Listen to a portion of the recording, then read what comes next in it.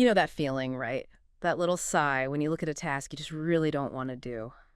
Well, today we're going deep into something pretty interesting, this idea of an outsourcing economy.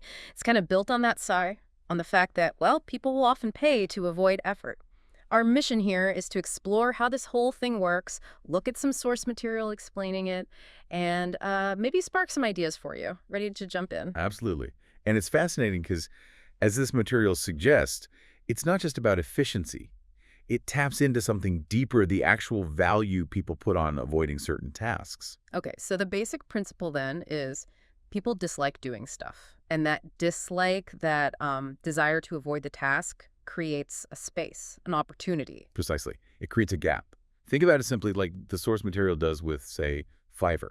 Someone needs a blog post. Maybe they're willing to pay $20. Okay. But you might know someone or find someone on another platform who'll write that same quality post for just $5. So you're not even doing the writing. You're just Yeah. connecting the dots. Exactly. You become the go-between. The source calls it being a middleman for laziness, which sounds blunt, but it's really about arbitrage.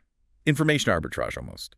You take the $20, pay the $5, keep $15. Right, just for identifying the need and finding the cheaper solution. It's not about manufacturing, it's about facilitation. And that model scales up quite a bit. Look at virtual assistants, another example mentioned. Okay, yeah. A business might need email management.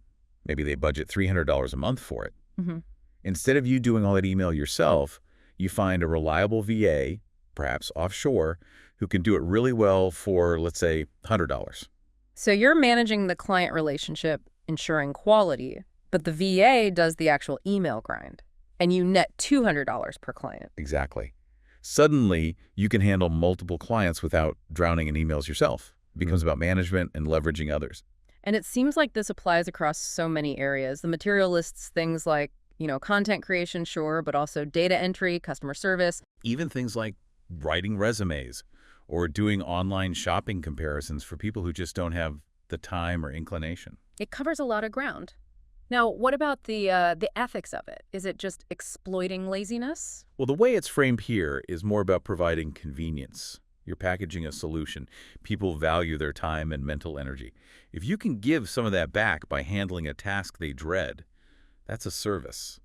It's not really a scam if everyone gets what they agreed to. That makes sense. It taps into that psychological thing, doesn't it? That people are often more motivated to avoid pain, like tedious effort, than they are to gain pleasure. Yeah, that avoidance motivation is powerful. People will pay to make the pain go away. That's the economic driver here. So if someone listening wanted to kind of tap into this, the source suggests a pretty clear, like, three-step process. Pretty much. First, identify those tasks. What do people complain about doing? What gets put off? Okay, find the pain points. Second, find someone or some service that can actually do that task effectively and crucially for less than what the first person is willing to pay to avoid it. Right, find the cost-effective solution provider. And third, position yourself as the bridge, the intermediary. You connect the need with the solution and capture the value difference. Simple in concept, I suppose. Find the hassle, find the helper, be the connection. It seems almost too simple, maybe.